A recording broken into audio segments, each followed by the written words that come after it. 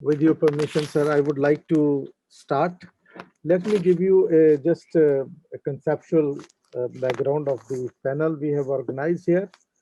Uh, Amid the reported increase in various forms of violent extremism in different parts of the country, owing to multiple reasons, whether linked to religion, belief, or ethnicity, the government and civil society and academia in Pakistan is actively working on countering it, the strategies to counter it, to build community resilience.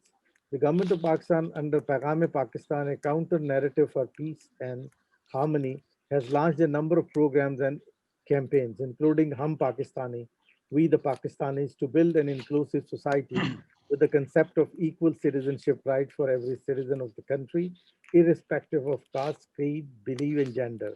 Similarly, safe charity campaigns involving private sector, businesses, is also there with the support of the Ministry of Information.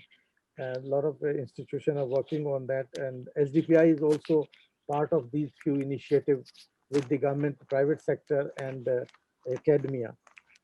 With this, keeping in this mind, SDPI, in collaboration with Creative Learning, has started an initiative which is building a research network of academia and researchers from across Pakistan, from Islamabad, Khyber Pakhtunkhwa, Punjab, and Sindh provinces, under the name of Community Resilience to Violent Extremism Research Network. Under this initiative, 30 research papers are currently undertaking, and the researchers are working on them. Some of them have submitted their papers; they are in process. Rest are coming in. So this network will produce 30 research papers. There are conferences. There are conference grants available for the researchers who are part of the network from across Pakistan. And this panel has been organized keeping all these activities in mind. And two of our panel in the panel, two of our researchers are those who will present their research papers here.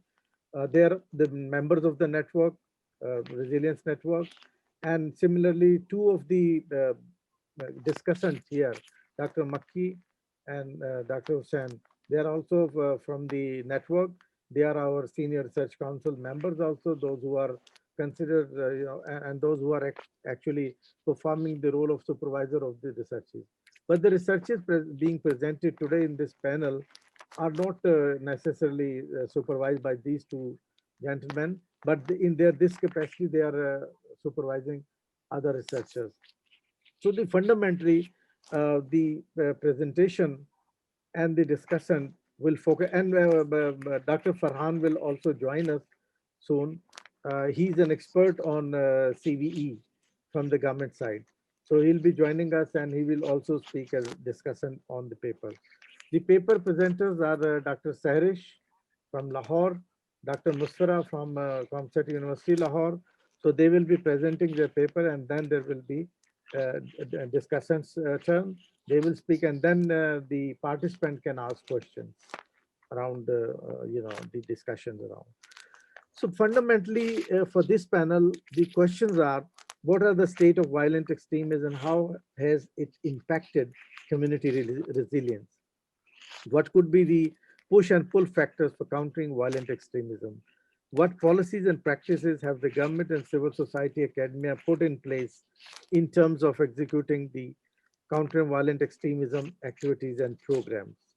How has COVID-19 impacted community resilience in the context of incidents of violent extremism and left behind certain marginalized groups and minorities in humanitarian aid during COVID-19 lockdown? How did social activists and philanthropists extend support to communities facing violent extremism and social religious discrimination beside bearing the brunt of COVID-19? Dr. Ranja is here, not in the panel, but in the audience, I can see. She may write her input when we talk about, on the question of communities, whether they are left out, because her study is about the communities who were impacted by the violent extremism. So with these fundamental questions in place, I would like first to invite Dr. Sehrish to present her paper. Sure, sir. Thank you so much. Yeah, over to you, Dr. Sehrish. Thank you, sir. Avas, can you play my presentation or I have to? Yes, I'm playing. Yeah, we are playing here. Up the Okay, sure. Dr. Sehrish, conspiracy theory. Which one No, is sir. Dr. Sir, community resilience. Community The resilience? challenges to community resilience. Challenges, yeah, challenges to go. Because let me explain. Dr. Sehrish is in two of our panels in SDPI.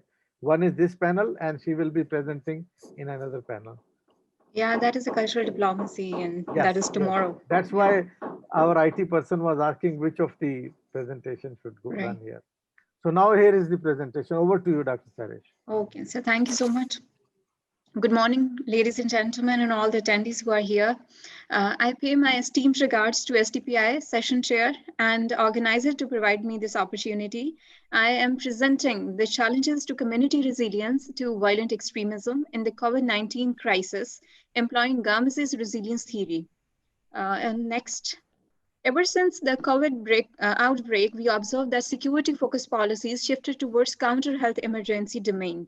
Although the pandemic crisis demands a new and dynamic counter approach to deal with recently emerged problems, as preferences and security trends have been sharply shifted in the wake of a pre-COVID to the post-COVID journey. Governments have invested all energies to tackle the global health emergency and to prevent a further spread, that is via forced lockdowns and in-person work halting. Lockdowns resulting new normal despite conspiracism inclined to dismay. Conspiracy theories waved during the COVID crisis result in a trust deficit among the masses and the government. But the community monitoring and regulation may assist in measuring sharp changes.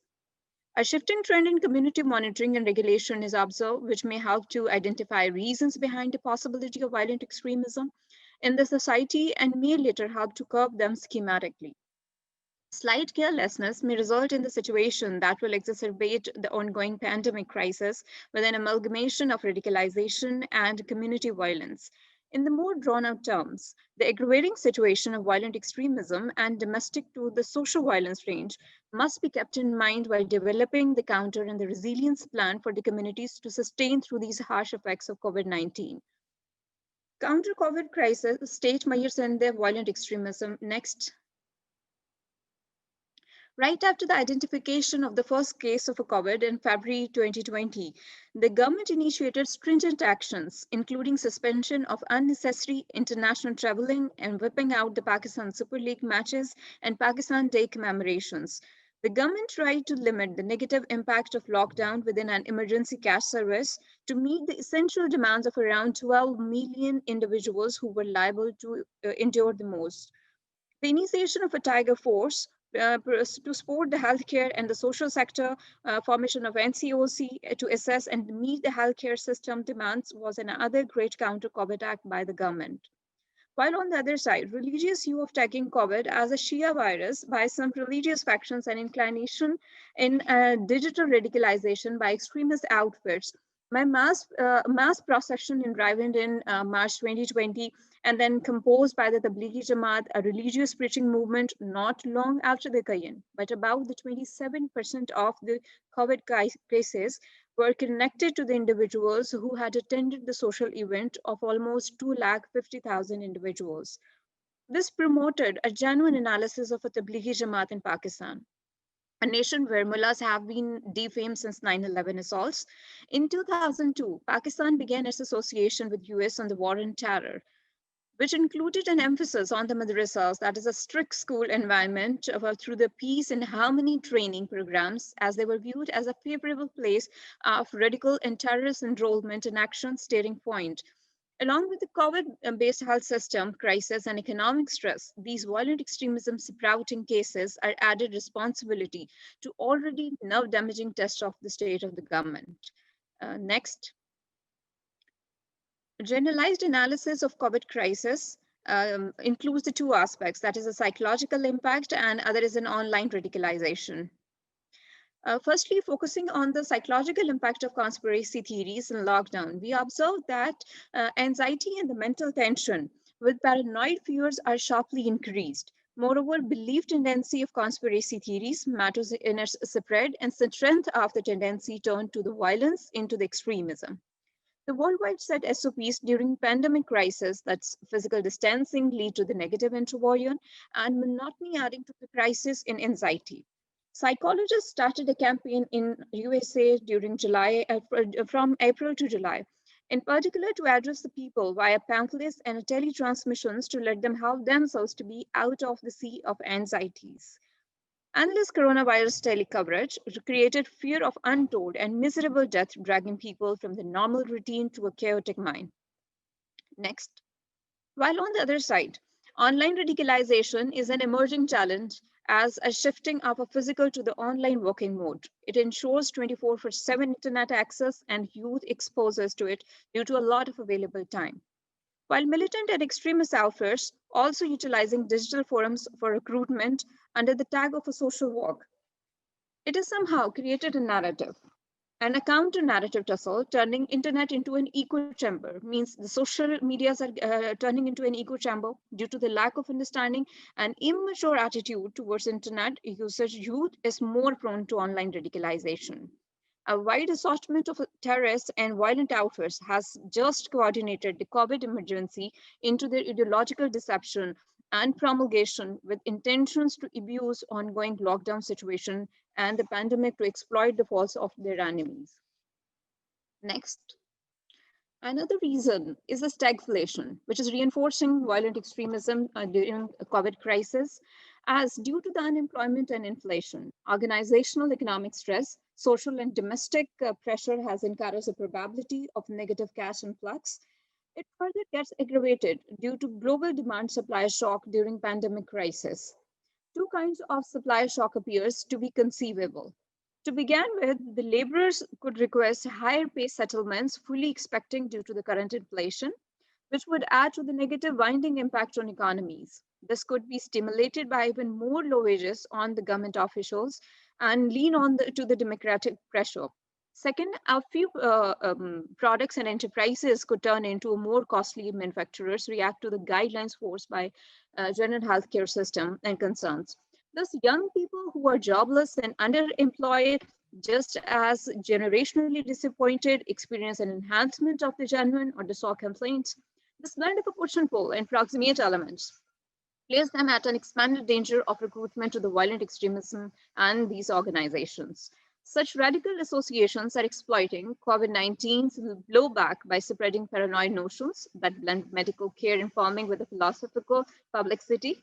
Frequently, that data shows that skillful youth encountering the estranging impact of physical distancing and isolation are the ones who have expended admittance to the online forums and prone to the disinformation. Next.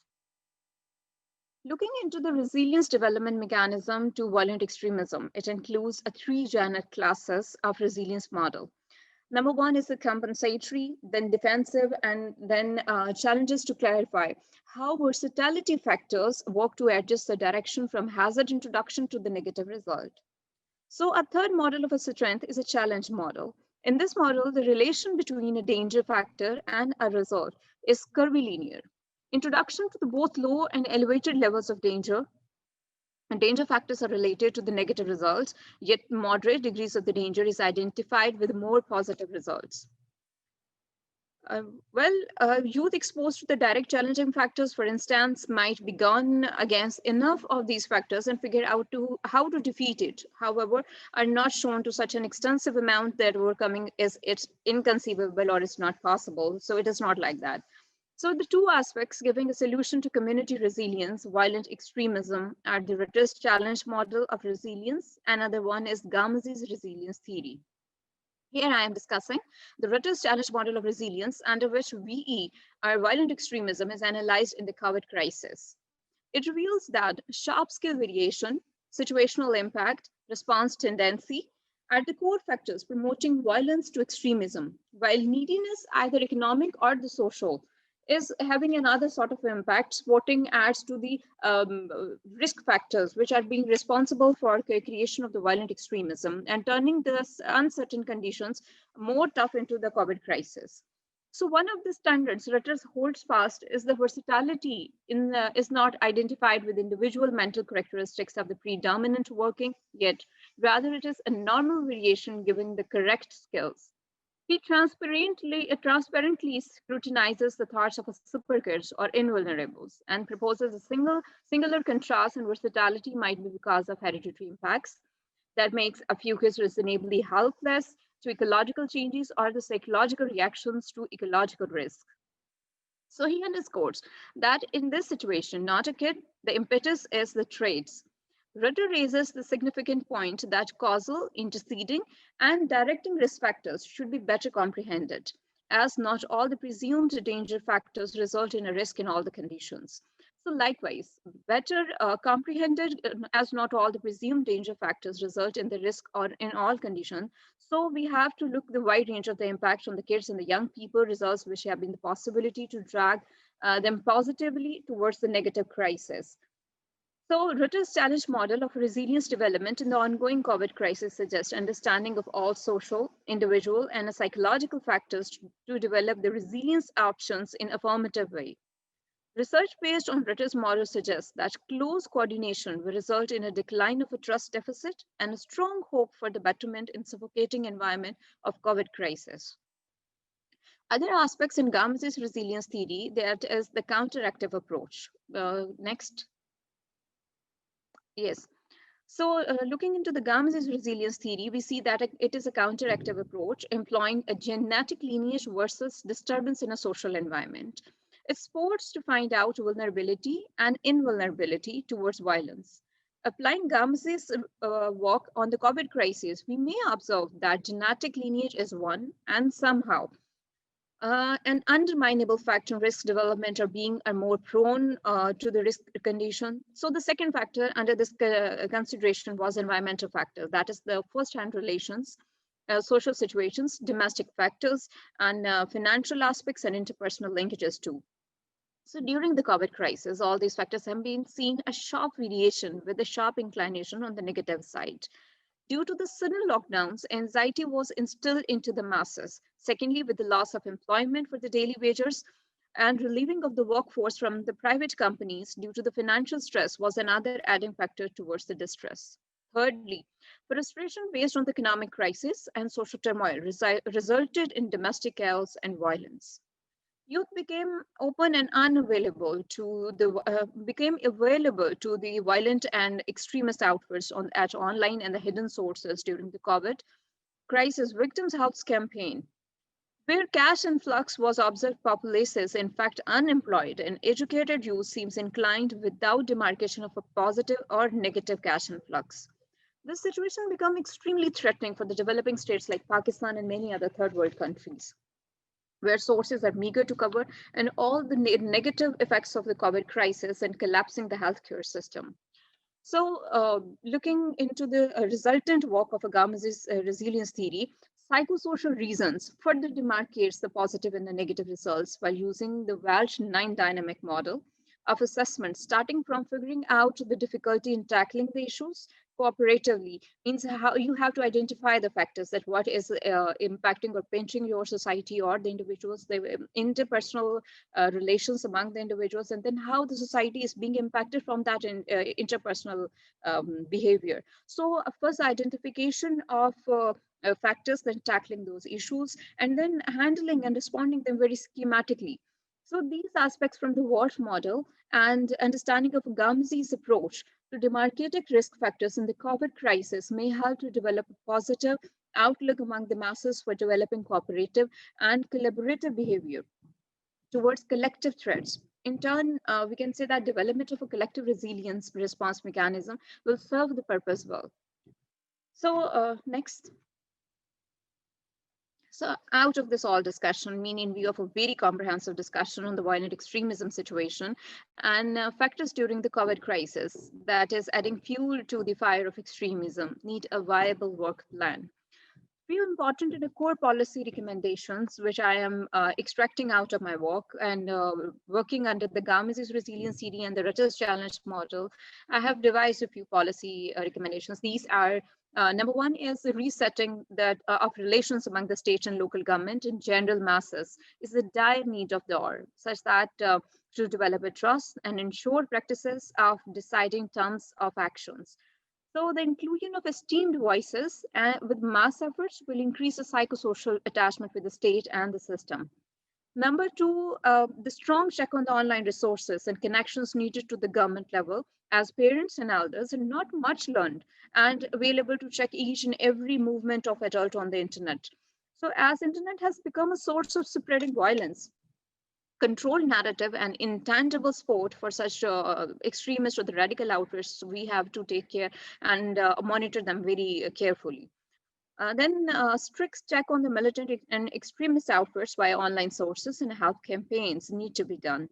Followed by these all check-in purpose for the purpose, the government must issue a permit to the accepted organizations who are allowed to work regarding the social service and for supporting the government during the COVID-like crisis, because many organizations are fabricating the environment of a COVID crisis and putting further strain of radicalization on the government for managing and countering these all activities. So number four is the cultural relation approach to be adopted, enabling officials to work along with the social service groups and general volunteers among the masses to share the workload and developing a cordial ties among the people and the state of the government. So trickling down from this, the state must ensure earning sources and opportunities for the people who have lost their jobs during the COVID crisis by establishing online workforce information centers. In a short word, we can say it's an office on the similar footings as NCOC has been created. And letting towards the last point that further psychosocial counseling by mentioning priority indicators is also very important. Last but not the least, that a new ways of e-learning should be employed to cover the educational labs, which may further help to adapt a new normal approach, leading a life during these COVID crises and anxieties. Thank you so much. Thank you, Dr. Sehrish, for your wonderful presentation. You rightly mentioned about taking from the cue from where the COVID started and how things developed, how digital, space was used or misused to radicalize or not to radicalize. Then you talked about the inclusivity, how to make groups and relations between the government together, e-learning part. These are really very interesting, and particularly on you talked about the social services. Actually, I'm not taking the time of discussion. I'm just connecting it. This is your right, Dr. Hussain. I know that you will be speaking on that, and Dr. Makki and Dr. Farhan. I'm just making linkages between the next speaker and you and the discussion. The part you have talked about social services sector, that's very important. The trust between social service providers and the government is vital, because whenever any pandemic hits or any disaster hit globally, I have been part of many global humanitarian initiatives that always has been done through the clusters and the collaboration what you have talked about. So this is very timely and important. Thank you very much for your presentation. Now I will move to and the other presenter, Dr. Musferah Mehfooz from Lahore, from COMSATS University. Over to you, Dr. Saba.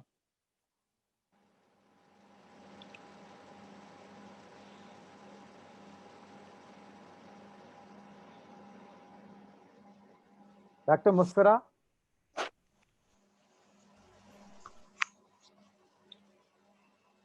Awes?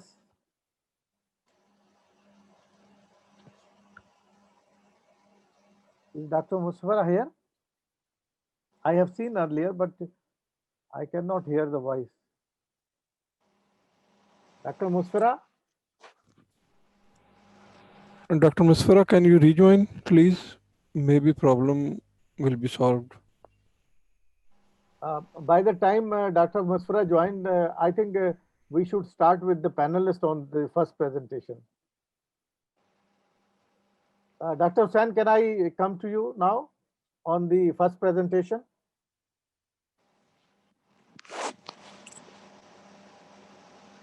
Yes, sure, if you permit me. Gigi. Okay, thank you so much for giving me the opportunity to not only discuss the first presentation, but also contribute a few of my own subjects that I have prepared for this conference panel. I believe we are in a new normal. And that new normal has started from our family setup to the new world order. And this new normal has, I think, completely changed. It's a transition. It's a shift from one world to another. From indeed 20th century till 20th century, whatever was there as a trend of the world, to 21st century.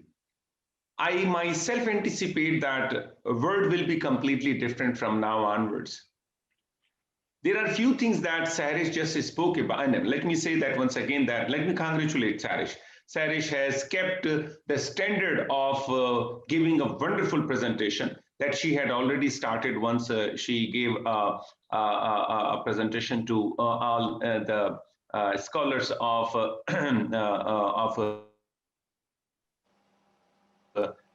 countering violent extremism project that SDPI and CL is working upon, and I take that from and I take that from Sehrish comments that now we had realized that probably traditional security will be the only thing that would be responsible for defending borders. And now we see that, no, it is not the case.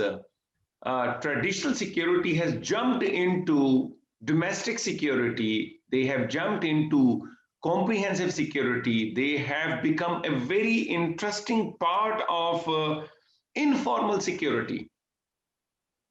And in this way, we see in Pakistan that a body like NCOC is produced. We see a combination of the both. All departments, traditional security as well as informal security people, all the departments and heads, they are involved in that. So this proves that we are in a transition. We are shifting from one mode to another mode. At the same time, with this international scene, we see new actors emerging to the fore. And that is really very interesting phenomenon that happened at international level. And that was like United States, a superpower, are one of the greater powers of the world. Like whosoever supports, there are many people who say that there is one superpower. Many people say, no, there is no superpower. There are great powers. So whosoever says whatever, like in terms of the process, it's interesting that US, which was a model for the entire world, failed to give a serious look to such a mega crisis. We thought that trends will pour in from US. We thought that we will learn from them. But what happened that we saw in United States, the president of the country was more busy in declaring COVID-19 as Chinese virus, then containing it, then taking concrete and practical steps to save his nation. And this great country, very unfortunate that more than 100,000 patients were becoming the victim of COVID-19 every day. So that was something really quite unfortunate. Moreover, we also see that when we are told, and you remember that my background is from international relations, we were also told, and that was there with us, that American people are very responsible. They take care of the trends that take place at that very time. We saw that irresponsible attitude of American people. Even today, when I am speaking with you, there are many people from one political party in the United States who don't use masks. They don't like that. They say that this is all nonsense. They say that this is something that medical profession should take care of, and we shouldn't waste our energy and resources in wearing masks. So that kind of an attitude has disappointed the entire world, because we thought that they will be models. What happened that, on the other hand, if I'm giving you this example, and another example is India, they also acted very irresponsibly, because in their country, COVID, it rose with the proportions. It didn't go drastic, but it went very proportionately. But now these two examples at one end, and then there is another example, and that is China, from where this virus originated. And they were the ones who were on the forefront of this entire episode. An interesting thing is that they not only killed it, they not only contained it, but they also produced a vaccine against it. One thing, we see New Zealand, very responsible nation, emerge to the fore. So what I'm saying is that the new normal is taking away things from well-established countries in the past, in 20th century, in the 20th century to 21st century, stating that that will be what will be the future security, that will be what will be the norms and traditions and examples of a responsible nation.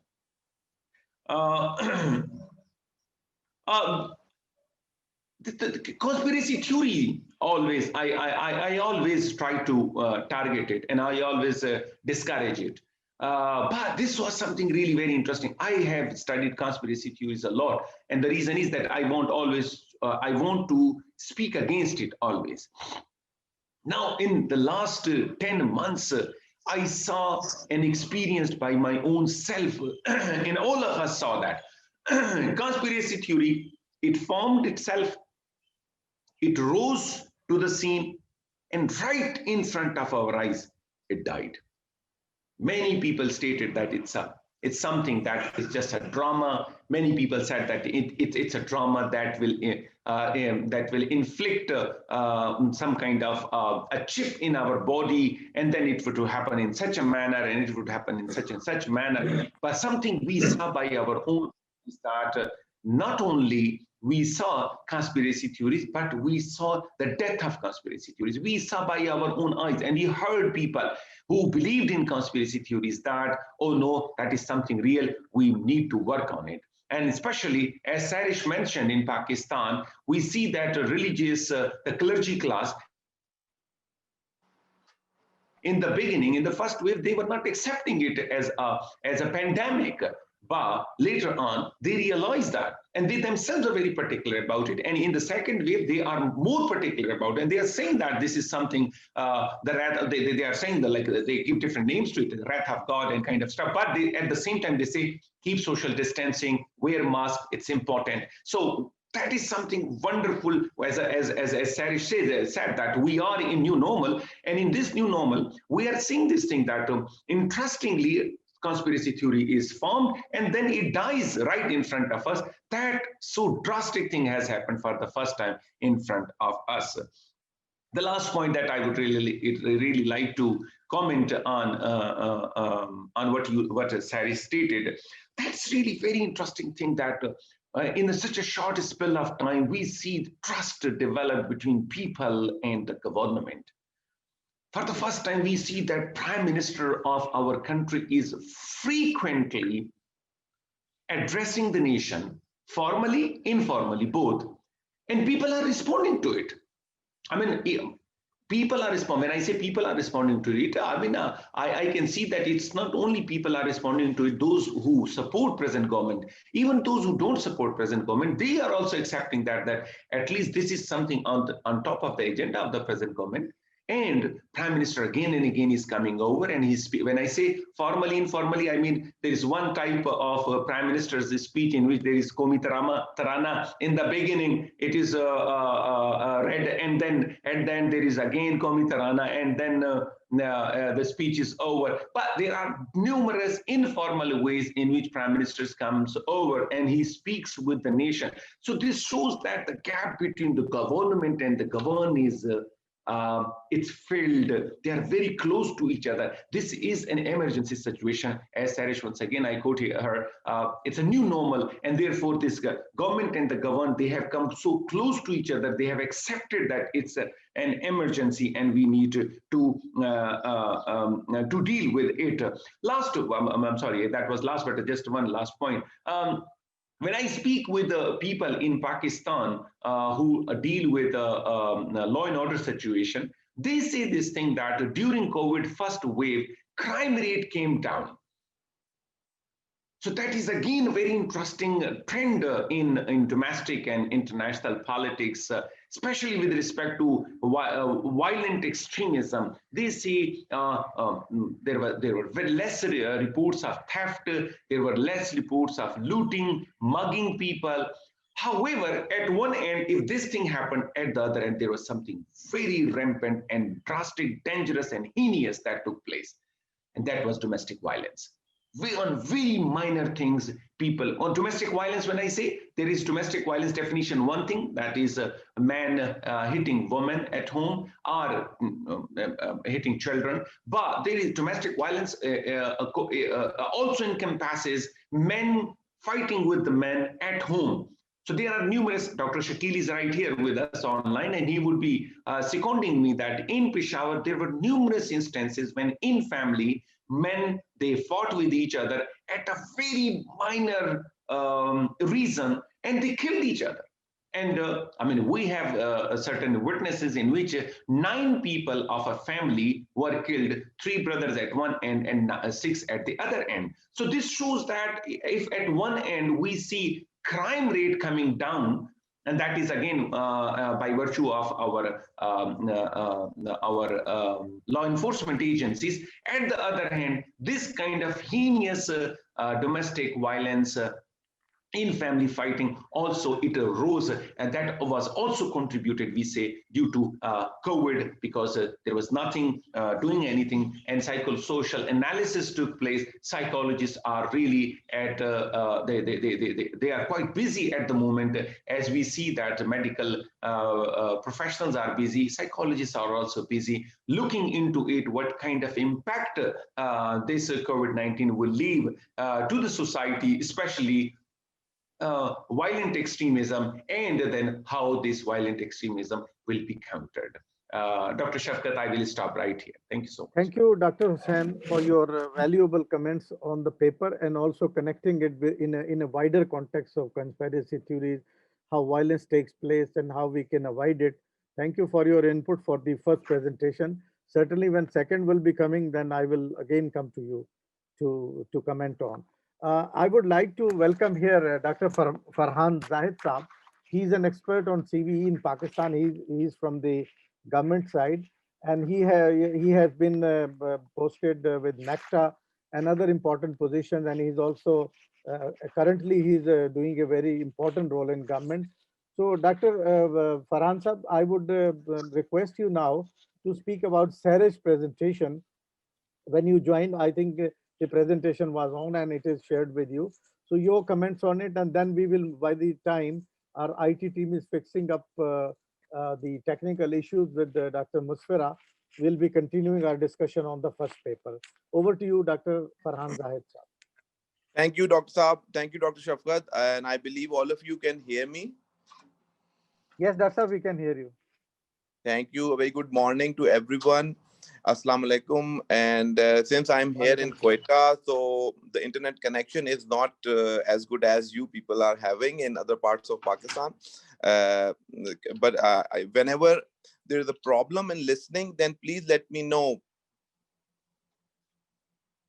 Okay, Dr. Saab, we can hear you now. It's loud and clear. Okay. Okay, thank you, Dr. Sam. So you see, in the light of the Sehrish Qayyum's presentation, I would like to say that there is a lot of frustration in which is growing up because of the lockdowns all over the world, not only in Pakistan, but we see some different trends of counter-violent extremism and on the terrorist sites. You see all the major terrorist organizations like Daesh and Al-Qaeda, they projected COVID-19 pandemic in their publications, and they presented it as a wrath of God. And you see, they actually capitalize on it. Especially in Africa, there's a rise, there's a surge in terrorist attacks in Eastern Africa, in Western Africa. And then in Pakistan, also we see the trend, the number of terrorist attacks almost remain the same. I have NACTA figures, and in the whole year of 2019, there was a total of 482 terrorist attacks in Pakistan. And till the end of September, as I have the figures, by NECTA compiled the figures by the end of September, the number of terrorist attacks stand at 267. So if you know, by December now, we have almost around the same number of around 280. So there is a slight, there is a decline. There is a decline in terrorist attacks, as Dr. Hussain, Shaheed, Soherwordi also mentioned. There's also a decline in crime. So this may be because of major lockdown all over Pakistan. This may be the case. But you see, on the other hand, we see the rise in extremism. There's a number of cases of extremism which have been reported all over Pakistan. We see there's a lot of frustration among people, or there may be many people joining terrorist attacks, terrorist organizations. And you see, there is another trend which we observed in Pakistan. The terrorists, whether they are perpetrating terrorist strikes in northern parts of Pakistan like KPK, or whether in the southern parts in Balochistan or Karachi, they have changed their strategy to targeting law enforcement and security forces. More terrorist attacks are conducted against security forces and law enforcement forces, especially police, FC, and Pakistan Army, than on the soft targets. So this is a major trend we observe here, that now terrorists somehow they have changed their policy. It perhaps because of lockdowns that they try to avoid soft targets, or maybe it's because of a major strategic shift in their policy. So you see, this is one thing we observe here. And then there's another thing, that terrorist attacks from in Balochistan. Hello, can you hear me? Yes, Doctor, we can hear. Please. Yes, we can hear you. Carry on. Ji, Dr. Farhan, carry on.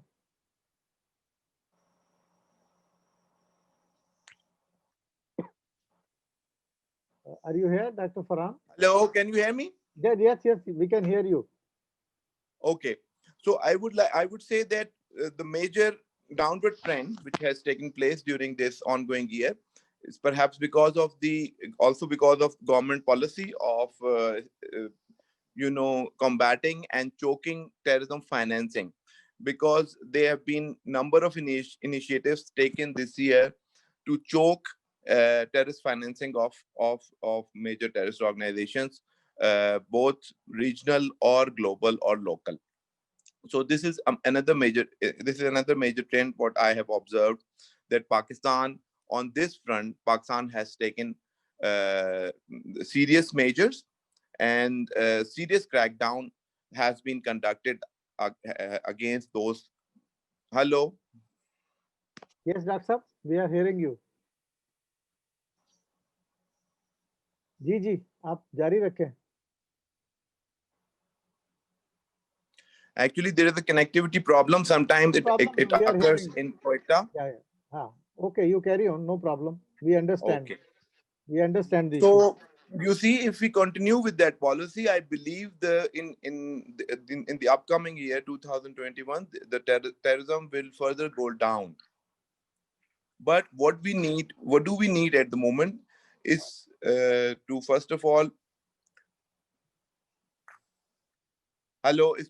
continue with our kinetic measures, and also we need to take we need to formulate a grand strategy for counter-violent extremism. NACTA has prepared a national counter-extremism policy guidelines, I believe, which should be implemented all over Pakistan, and national internal security policy, which was already devised in 2018. It should be implemented. With that, I would like to say I would end here. And then you see, whenever the forum is open for questions, I would like to answer. Thank you. Thank you, Dr. Franza. We will come back to you with the second presentation and also the questions. So thank you for joining us again. Thank you. Now I will move to Dr. Mohammed Makki for his comments on the first paper. Assalamu alaikum and a very good morning to everyone. Walaikum salam. Thank you very much, Shafqat. And really grateful for having me here, and good to see Dr. Farhan here after a very long time. He joined us from Quetta. Really cool.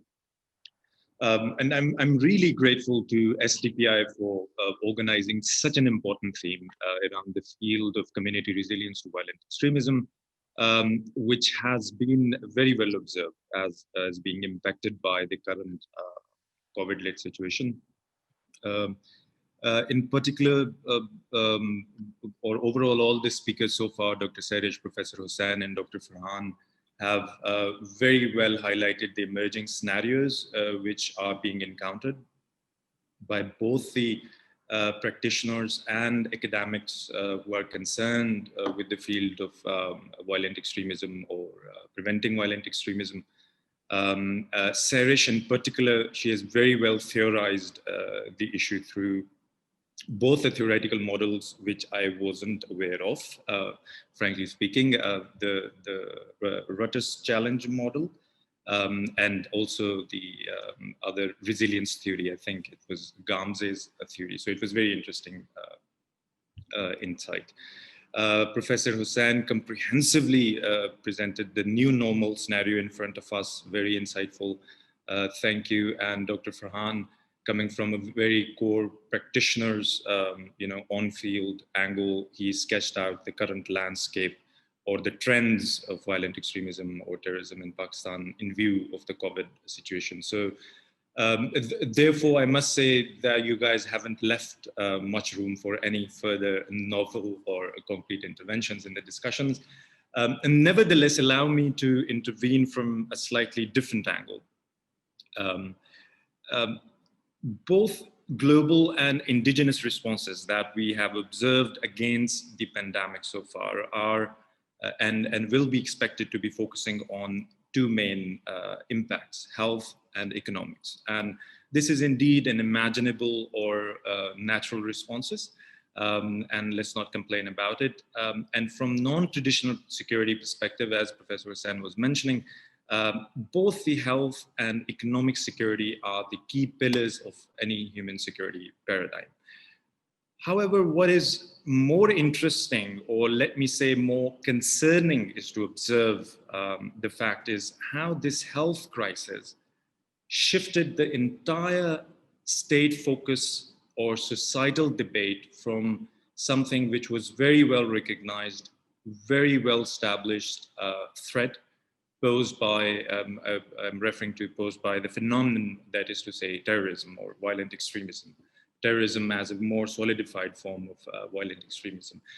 These issues were very well under the focus and were receiving ample attention from the government. As Dr. Farhan was just mentioning about the policy formulations in the shape of NACTA's guidelines, and also the NISP revised version, which was released in 2018.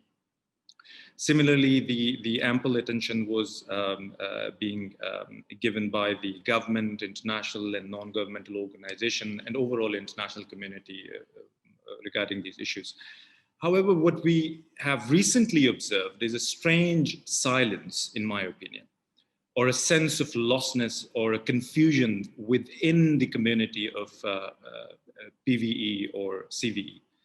And consequently, we are all detained with few questions such as what will happen to the momentum or the gains which were secured by both the governments and in particular the organizations which were very closely working with the local communities, primarily to strengthen the community resilience to violent extremism.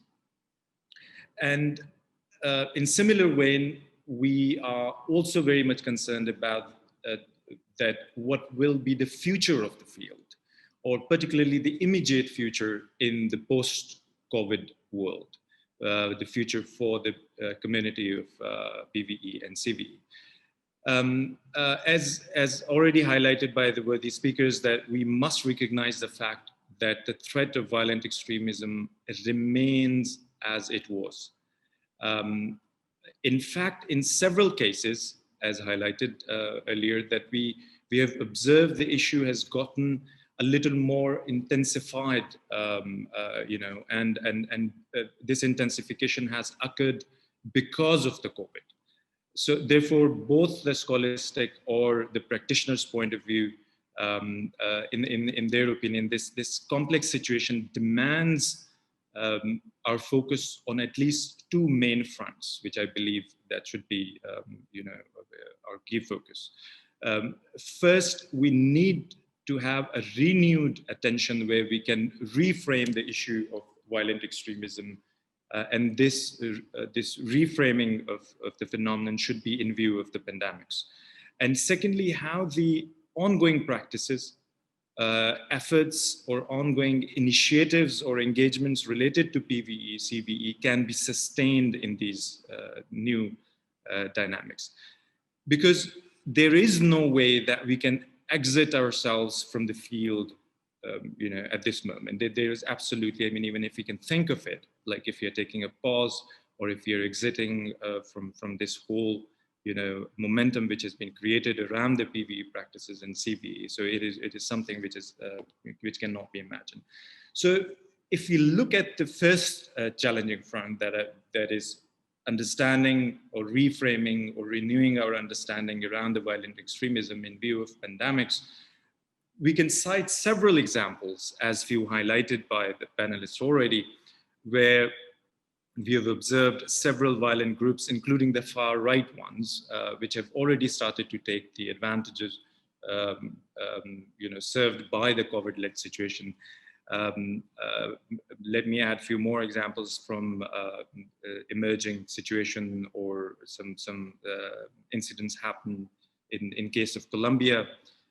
Very well pronounced, incidents happening in ISS, in the broader sub-Saharan African region, and also, of course, in Syria, and some uniquely positioned groups in the United States, as Professor Hussain has very well highlighted. They've also been observed how they have mobilized themselves as extremist group in these emerging situations. We do not have much data to analyze this new or this renewed threat of violent extremism, because this whole situation is yet to be unfolded. Nevertheless, I recently came across this very interesting publication by Resilience Fund. It's a Global Community Resilience Fund, I think, which tried to understand this new, evolved or metamorphosed nature of violent extremism in view of COVID. And this report highlights several themes, and I would highly encourage everyone to have a look at it whenever you have time. It's pretty thin, so it's not going to take much of your time.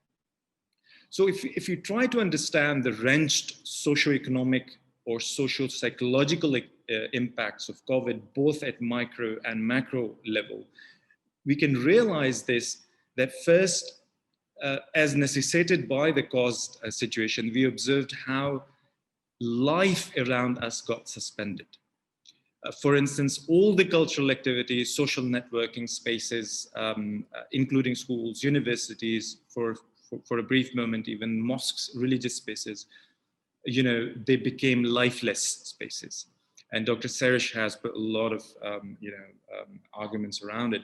So from social psychological perspective, we can clearly think of how the individuals or individual self, has now found itself disconnected from the outer world, or you can frame it another way. That individual self is now existing, very apart from any other existing realities. On the other hand, we naturally or necessarily shifted towards the virtual online spaces. I like the term Sehrish used, the echo chambers. But we do know that how the social media or the closed online networking or the echo chambers have been a key drivers of putting someone on the pathway of radicalization and or violent extremism. Here, I must remind you about a case that I always, whenever I needed to understand the role of online mechanism in terms of manifestation of radicalization of violent extremism. It's the case of Momin Khwaja, a Canadian Pakistani who was arrested in London bombing, plotting.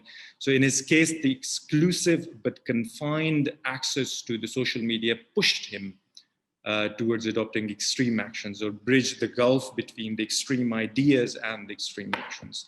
So indeed, there were other identity-based factors involved, but he was online radicalized. And there were so many other several cases which, creates that scenario around us or case around us, where we can clearly understand the role of online mechanisms or online social networking, closed spaces which put someone on the pathway of radicalization towards violent extremism and then towards extreme actions. So in brief, it must be of our great concern as how the profound societal shift that we have observed in case of online shift may produce the phenomenon of lone wolf or lone actors who can easily get active, without any command structure or available resources.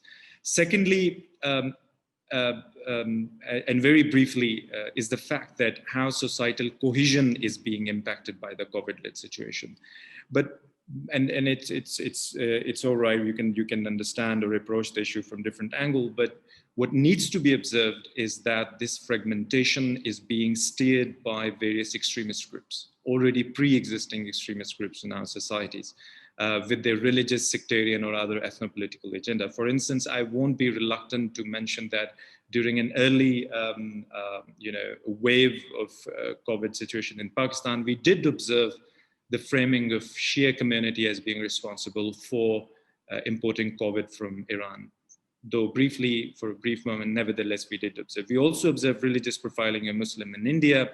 Sehrish and Professor Hussain also pointed towards it. We also observed in case of Bangladesh, where Rohingya refugees, the minorities or the vulnerable populations have been framed in a similar manner. And even in US, the Jews were reported to be profiled or blamed for the situation. So such concealed actions put those societies highly at risks, which are already fragile or conflict-ridden, or marked by distinct ethno-political or religious or sectarian identities. So, and we are a very well-pronounced example in such a possible case. This also refers to the exploitation of certain structural conditions. So everything you guys have said, but I'm just trying to put them in a perspective where the extremist groups, which have long been identified as a threat, or have been identified as someone who are very well equipped in order to tap or exploit the structural conditions, pre-existing structural condition in the society. which the structural determinants, which are the root causes at the macro level of any violent extremism or terrorism related phenomenon. I'm pointing towards the visible impacts of the COVID, such as unemployment, increasing unemployment, poverty, feeling of exclusion, alienation, etc., the macro factors. Hence, we can observe that the worsening structural causes of violent extremism and terrorism around us. So we can clearly observe how they will get more worsened by the passage of time, and their manifestations are frankly yet to be witnessed. And indeed, we must not be surprised in the near future. Now, I'll take very few more minutes to place some arguments concerning the impacts of or the impacts being faced by the organizations which are long involved in preventing and countering violent extremism. And Dr. Shafqat would be in a better position, I think, to comment on how the foreign aid, which was earlier dedicated to preventing violent extremism, has now significantly diverted towards health crisis management. And we are expecting to observe this dip, at least for the next more or less 2 years, in my opinion. So what this refers to, the question is, it means, in my opinion, that the PVE or CVE community will have a lot lesser resources to be mobilized on one hand. And on the other hand, owing to the social restrictions, all the interventions which necessitated the interactiveness have pretty much ceased to exist already on the field, particularly working with the communities. Now also imagine a scenario where, for instance, several NGOs or other related organizations, indigenous organizations, withdraw themselves from the PVE domain or CVE domain because of the shift in the donors' priorities. We need to realize that such withdrawal or even partial detachment will simply dismantle or spoil the trust or the bridge which was developed by these several grassroots organizations over the years with the local communities. So these indigenous organizations, including organizations like SDPI and many others, must be already facing, in my opinion, a lot of challenges in even holding the ground somehow, so that until the situation gets normalized, they're kind of able, or they're allowed to, or they're capable, or they're able to relaunch or resume the PVE or CVE related interventions. And the PVE and CVE community must also be well prepared for the future shocks. It gives us that kind of, preparedness, or, kind of a learning lesson that what can be expected in future also. And we would really like to hear about these particular challenges being faced by the NGO sector or the PVE, CVE practitioners. I'll close my argument while reinforcing that we must ensure in our own capacities that CVE or PVE community must continue to receive attention, not only in the current COVID situation, but also in the post-COVID world, where the threat of violent extremism, in my opinion, slightly disagree with Dr. Farhan, but in my opinion, this will remain as it was. Particularly the issue of extremism, if not the terrorism as its more solidified manifested form, but the issue of violent extremism will remain as it was, and imaginably in a more intensified manner. So I thank you everyone for your patience in listening to me. Thank you. Over to you, Dr. Thank you, Dr. Makki Sahab. I will talk later the points you have raised around the funding thing and other. Because we have next presenter here, Dr. Musferah. Now was technical things happening, but the recording and her presentation will be played by our IT team here. Okay, ji. Bidatu bi bismillahi wa shukri sarmadan wa sallaytu ta'ziman ala khayri man huda. With the name of God, the most gracious, the most merciful, and infinite blessings upon Prophet Sallallahu Alaihi Wasallam. I'm highly grateful to the SDPI and Dr. Shafqat Sahab for providing such a learning opportunity and atmosphere, environment of highly academic in which we can easily share our views and receive the comments.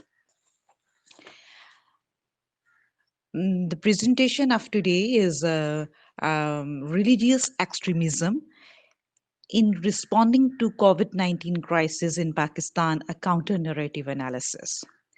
As we all know that the Muslim world is facing false accusation of violence, extremism, along with socio-economic and political marginalization due to misinterpretation and miscalculation of Islamic narrative. Most of the religious scholars provide merely literal interpretation to the text of the Quran and the Hadith without contextual understanding of the underlying meaning of the text. This situation has become more adverse during the devastating rise of coronavirus pandemic, when these religious scholars have claimed that the current deadly pandemic is a divine punishment or a curse to the humanity without realizing the contagious nature of the disease, and even without realizing the history of pandemic occurred during the early period of Muslim empire. Radicalism and judgmentalism have done more harm to Islam and the Muslim Ummah today than at any time in history. I will briefly present the Islamic perspective on natural calamities like that of coronavirus. Mostly religious scholars have publicly claimed that this natural calamity, such as the coronavirus, is a divine punishment. Some others argue it is a testing and divine warning to the humanity due to sins. We can't be judgmental on the pandemic to say that if it is a divine punishment or a divine trial. I have tried to draw the lines between the actual nature of the contagious diseases and its outbreak by providing the brief history of pandemic in the early Muslim empire along the assessment of knowledge and attitude of mostly Muslim scholars toward coronavirus is divine punishment and a result of our action and deeds. First of all, when we see toward the brief history of the pandemics during the early period of the Muslim empire, we found that Muslim empire faced several devastating plague epidemics outbreaks. According to the famous historian Al-Madaini, have discussed the pandemic during the initial period of Islam, and he stated that there were many pandemics, like the most famous plague during the early period days of the Islam was the plague of Amwas, plague of Madins, plague of the torrent, and the plague of the notables. And we talk about the plague of the Amwas, which was during the Caliph of Hazrat Umar in Syria. The outbreak of this plague was highly devastating, and it was widely spread to the neighboring countries, Iraq and Egypt. And it also has affected the neighboring areas, Egypt and Iraq, more than 25,000 Muslim soldiers. As the main focus of this study is misinterpretation of religion is a breeding ground for religious extremism. Therefore, I have discussed the current leading factor for reviews of Muslim scholars on COVID-19. False religious beliefs are the major hindrance to realize the gravity of a situation. Islam is the official religion of Pakistan, and its population highly regard the advice of Muslim scholars. In many areas of Pakistan, religious beliefs influence public opinion. The Imam of the local mosque is considered as a central source of the religious and the cultural knowledge and is referred for the guidance on controversial matters about new facing issues, and particularly during the crisis. In present, during the devastating outbreak of the COVID-19, a great misconception was created about it by the religious scholars, who have claimed that the current deadly pandemic is a divine punishment or a curse to the humanity without realizing the contagious nature of the diseases and without realizing the history of the pandemics. The religious extremism and the misinterpretation of the religion have misguided the Muslim community about the contagious nature of the diseases on a wide scale. These false religious beliefs are major barriers toward the actual understanding of the contagious nature of the diseases and its outbreak, along to counter them rationally, which is highly important.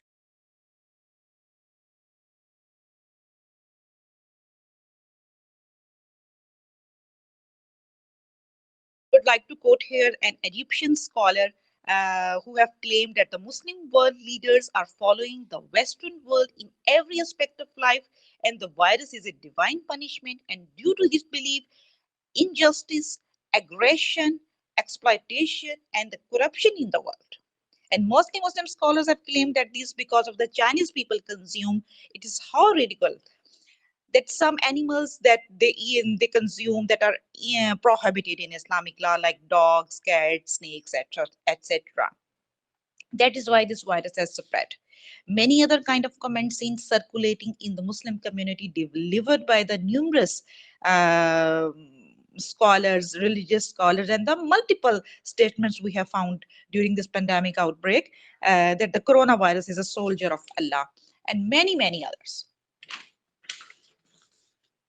We cannot generalize to say that the Chinese people have eaten unlawful things according to the Islamic law. Therefore, they have been inflicted with this disease. They have been eating these animals for centuries, and yet this is the first time that they have been inflicted with this disease. People in the Middle East and Africa do not eat dogs, snakes, cats, etc. Yet they were inflicted similar viruses such as MERS, Ebola virus because of its contagious nature of the diseases and would not differentiate. And these contagious diseases of nature of the diseases obviously wouldn't differentiate between the Muslims and the non-Muslims, omnivore or the carnivore, white or the black, sacred and the non-sacred places, cities and the countries. And it is proved by the history of pandemics when millions of people have died in the Europe, Middle East, Asia, due to the plague, yellow fever, smallpox, and influenza. We are appalled about this phenomenon that the Arabic weekly news letter Al Naba has presented COVID-19 as a vengeance. As they quoted the Quranic verse, indeed the vengeance of your Lord is severe, Surah 85 verse 12. To support this statement, it is worth noting that these kind of statements are claims, and claims compel their followers toward the adoption of stricter religious observance and irrational attitude. In Pakistan, a prominent religious scholars have stated that the coronavirus is the consequences of the wrongdoing of women. Furthermore, he convicted that the behavior of women is a reason behind the coronavirus. In fact, Pakistani women got blamed not for the first time regarding any disaster. This is in the past, women got blamed sometimes. It's their clothing because of their clothing immodesty, which cause earthquakes, floods, and every disaster in the country. Unfortunately, in a society where a birth of a baby girl is considered as a natural calamity, the statement of the clerics reinforce misogynistic thinking. The overall blame game has caused negativity and havoc during this pandemic in the society. People are already suffering and surviving COVID-19. It's a mutual responsibility for every member of the society to create a peaceful environment. Moreover, the Human Rights Commission also intervened and they stated that these such kind of blatant objectification is unacceptable.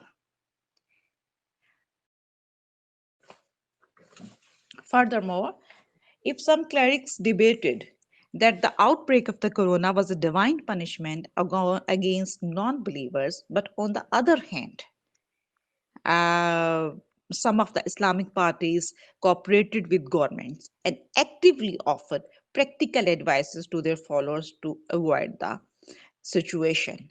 We also see the rational approach of the chief of the Pakistan Ulama Consul Maulana Tahir Ashrafi said that the government is concerned about the current situation and we have assured it our full support in these times of the crisis. He said, I appeal to the people to stay at home and don't come out unnecessarily.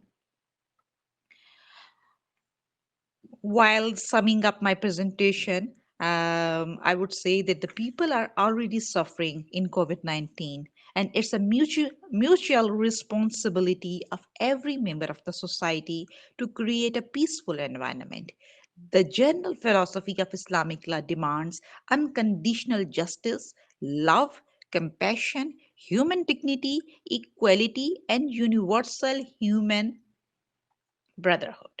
Therefore, in an attempt to address the related issues about the contagious nature of the diseases, effectively, Muslim scholars can play their significant role in the prevalence of the real concept of contagious diseases by keeping in view the Islamic literature and to educate the public about its prevention.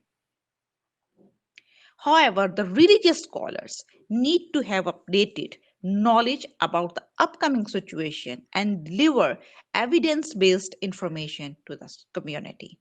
Thank you very much. Thank you, Dr. Musferah, for your presentation. I think she has opened up another important debate here because, you know, there are some kind of misconception and religious stereotype about the virus within the Muslim communities and other communities. She referred from Africa and others. She referred from the history, how the pandemics hit the humanity and what were the reaction of that time of the Muslim leadership. And now what is the role of the Muslim leadership to act on? Particularly, she talked about the religious clergy, that they should not misuse the misconception they have in their mind. This is really a very good presentation on the subject. Now, I would like to invite my, the discussant to give their point of view very briefly, because, you know, we have a limited time since Dr. Hussain has to leave. So I will request him first his comment and then to Dr. Farhan and Dr. Makki. Thank you so much. There are a few things that I just noted, and I would really like to ponder upon that. One is Dr. Makki, what Makki stated, that we are at a very initial stage of our research regarding the circumstances we are passing through. And the reason is that we are extremely, we are short of that very important data on the basis of which we will analyze the situation we are into. We are extremely lacking the much needed data that we will magnify upon. This thing that is very dangerous that Dr. Makki has raised, and it's like life around us has suspended, or it has been limited. This suspension and limitations on life till now we have seen has contributed to violent extremism. And this is something very dangerous. I mean, even in that era, when there was no suspension and limitation of life, like COVID, even before that, if we find violent extremist people in the world, we always see that they themselves had limited their lives.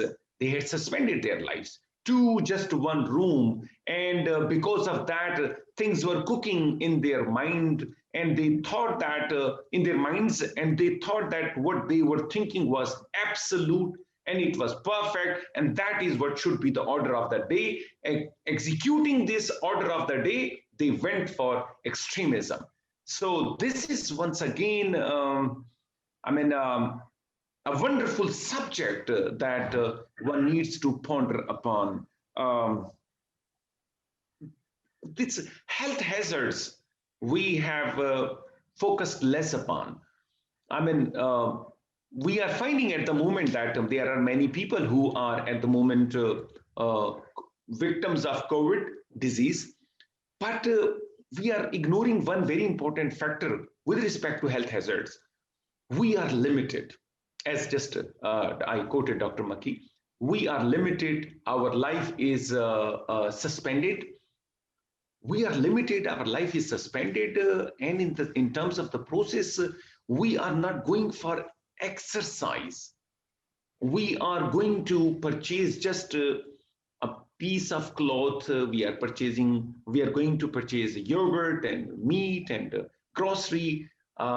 Usually we used to go on a walk to purchase all these things. But right now, because of the fear, we are going in our vehicle at once, bringing it back. That has limited more us. And because of lack of that exercise, no walk, no exercise, no such, like something that can keep our body warm, we are having more different types of diseases attacking on us. So what I'm saying is that I'm drawing your attention towards this health hazards point, and that is that not only that we are dying because of COVID-19, we're dying because of many other diseases that we are inviting towards us, and that is why. And why is it so? Because we are not that healthy. Our social life is not healthy. Our social life is unhealthy. Its socialization is in such a manner that it is harming us rather than assisting us. One very important point that Musferah just mentioned, and I would not to talk more because I know that there are many who can comment on that. And that time shortage also. Time shortage. Yeah. So that is a religious aspect, very important. How we will bring our clergy to this point that whatever is taking place at the moment is not wrath of God. It is something test of the time, and we need to focus on that. That is the question of the question. I think I should stop here. And thank you, Dr. I just want to mention here that our session has been very lively, and during the session, between 90 to 100 people continued to join our session, and at the moment there are 92 people on the on this discussion directly connected, and we are live on Facebook and our Sustainable Development Television channel. So a lot of people are joining there also from across the world, from South Asia, and many of the people there. There are comments here, though there is no question, but there are comments, a couple of them I would like to read here before I hand over to Dr. Makki and Dr. Farhan Saab. Dr. Shakil has written a comment here. No doubt, physical nature crime have decreased, but cyber crime have got momentum in this COVID situation, just like online virtual extremism, a modified methodology employing the extremist design. I think Sehrish also mentioned in her comment there. Then Dr. Mubin Adnan also talked about Dr. Makki's presentation. He said, Dr. Makki, don't you think that intrastate violence or extremism has increased more in new normal world than the interstate? Dr. Makki will respond when I will hand over mic to him. Then Imtiaz Ahmed from our Karachi chapter, Dr. Imtiaz, he wrote that nice discussion overall, excellent analysis, Dr. Makki. We need to design evidence-based indigenous response to emergencies and pandemic. And then a lot of people, Dr. Khalil Ahmed Saab, does anyone have evidence-based data regarding fluctuation in conventional and non-conventional crimes? There is, Dr. Rashid Saab, Dr. Sehrish responded, Dr. Mustafa Haidar from our Sindh chapter. Similarly, Dr. Saika, and then others, a lot of comment. Dr. Samina also appreciated the presentation there. These are a few of the comments and questions. Now, I think the question is directly to Dr. Makki.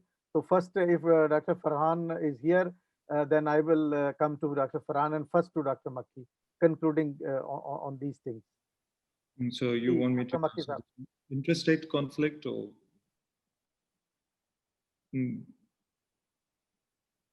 I cannot hear you. The question is, Dr. Makki, don't you think that intrastate violence or extremism has increased more in new normal world than interstate? This is Dr. Mubin Adnan. Okay, Dr. Mubin, as you would be very much aware of the fact that intrastate conflicts actually emerged after the post-Cold War, when we observed a clear shift in the anatomy of wars or conflicts from interstate to intrastate. And it had much to do with the changed global power structures. But indeed, by the passage of time, as the societies are getting evolved and various actors, various identities framed within the boundary of a certain state, polarized identities, different ethno-sectarian identities or ethno-religious identities. So they have indeed intensified the nature of intrastate conflicts, which are happening within a particular boundary. So in any kind of events, such as whether they are conflict induced, such as wars or ethno-religious conflicts, or if they are induced by other factors, such as climate induced changes or other human-related disasters, including health disasters. So indeed, we have observed significant intensification of intrastate conflict, because they get very much entangled and intertwined with these kind of natural or human-made changes around us. So indeed, you're absolutely right, and I agree, the nature of intrastate conflicts have not only gotten intensified, but highly complicated and multifaceted. This indeed required further, more multidisciplinary understanding. For instance, now it's the time we have started to observe the health practitioners or health related disciplines intervening into the counter-violent extremism or interstate conflict-related studies. So I agree with your position pretty much. Thank you, Dr. Makki. Dr. Farhan Saab, Dr. Farhan Zahid. Hello, can you hear me, Dr. Saab? Ji, Dr. Saab. Ji, yes, please carry on. Dr. Saab, I would say that after such elaborate comments and remarks by Dr. Makki, there's not much room which allows me to speak anymore on this subject. But I would still say this is the high time for us to shift from kinetic measures to non-kinetic, which includes conducting studies on counter-violent extremism, especially for figuring out what are the driving forces behind violent extremism.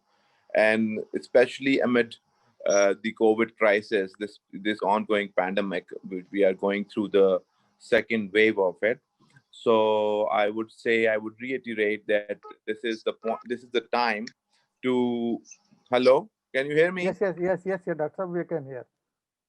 This is the time for for taking concrete measures, security measure, as well as we need to work over. Redesign our policy measures. We need to work over legislative measures, and of course we continue with the tactical measures. So, and with the measures. Hello. Yes. Ji, carry on, Doctor. We are hearing. Yes, please. Ji, Dr. Saab. Hello, can you hear me? Yes. Yes. So this is, I would say that we need to refocus our energies and our efforts for more. There are things to do for this. Hello, I can't hear you. Yes. We are hearing you. Carry on. Ji, Dr. Saab. Dr. Farhan. We can hear you.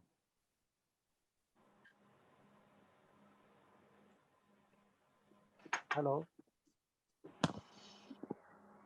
Ji, Dr. Saab. I think there is some, the connectivity issue in Quetta, probably.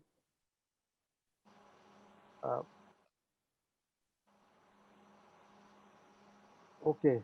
I think there is a technical issue here at the end in Quetta finally, because Dr. Farhan already cautioned us about this technical issue.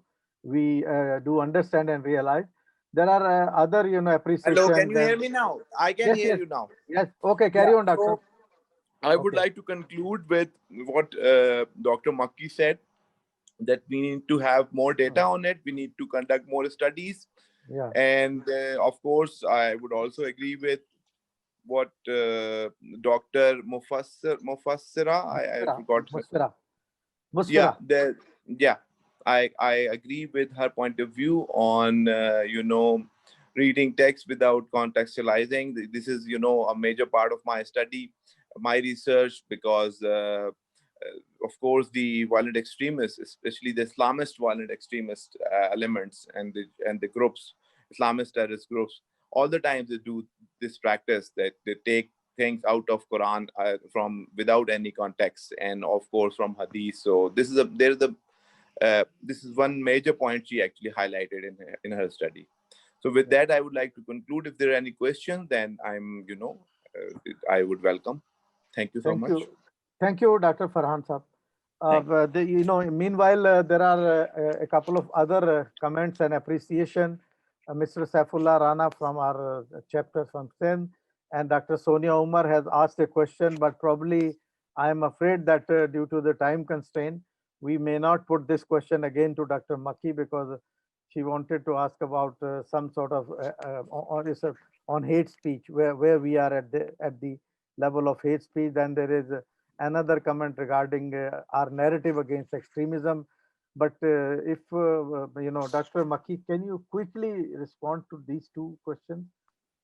I would pass this question to both Professor Hussain and also Dr. Farhan, because counter-narrative was facilitated by that itself. Better. I think Dr. Hussain is not around. He has to leave for another meeting.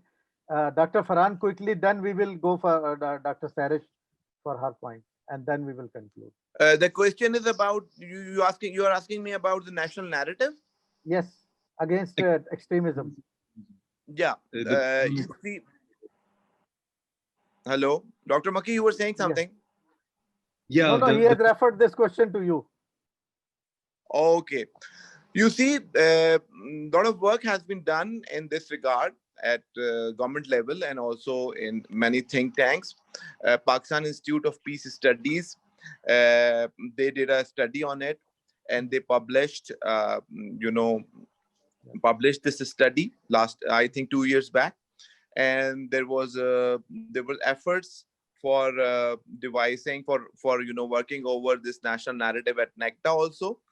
And then came the Paigam-e-Pakistan. After that, this subject is not of much, I would say, demand. There used to be a lot of voices about it. There used to be, a lot of, it was at one time, it was a highly debated issue that we should have a national narrative. We should have, counter the terrorist narrative. But I don't think there's, not much of a talk on it anymore. But I think we do need to work over it, whatever is possible. And I think, first of all, it requires concerted efforts and involvement of all the stakeholders, whether in the government or in the other, concerned quarters. Dr. Shafqat, Please. Imtiaz, first we really need to understand what narrative is. In my opinion, as Dr. Farhan was also, hiddenly, concealingly, he was trying to, mention this, that in my opinion, Paigam-e-Pakistan is not a narrative or a counter-narrative to violent extremism and terrorism. If you ask anyone what is Paigam-e-Pakistan, including me or anyone, if his dictionary or his understanding of the Paigam-e-Pakistan would be drained out in the next couple of seconds. Narratives are also for something, not against something. So, it is something significantly lacking in the Paigam-e-Pakistan, which I've read overly. Again, its dissemination is extremely poor, from grassroots to remote areas to different linguistic backgrounds, people. So its dissemination is highly, questionable. It didn't create any impact in the society. It in fact, I've produced an article which is published in the Nectar's Journal also. In my opinion, this narrative, Paigam-e-Pakistan, is kind of busy in reinforcing the identities. It clustered or developed itself around the religious, on a defending angle, but on a religious, frame. So it kind of reinforcing the identities, which in itself became one of the reasons for creating or spreading the extremism in the society in the first place. So, but you really need to first understand, okay, what is a discourse, what is a narrative theoretically, how we construct the counter narratives, what are the key components, whether this qualifies, this document qualifies itself to be called as a counter narrative or not. So in brief, it doesn't theoretically. Okay, thank you very much. Sehrish, your quick comment after the discussion, because I have been given cue that 11 o'clock the other session will start. So we have to conclude before that. So quickly, please. Yeah, I'm talking about the national narrative, which is being asked in some of the comments. So national narrative on extremism is one that has been curbed. Means government want to curb extremism within the state or within the different factions of the state. So the NAP have many articles which is directly dealing with the counter violence efforts, like giving a security measures to institutions and different organizations, and then looking into the social ground, that building a purpose-based syllabus which can instill counter narrative of the understanding the violence and how to be curbed by the starting from the very ground level.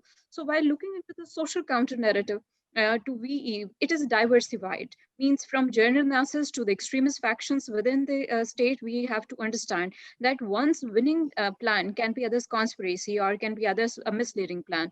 So I'm endorsing Dr. Makki that we have to understand first that what is an extremism is and what is a narrative of the national narrative towards extremism.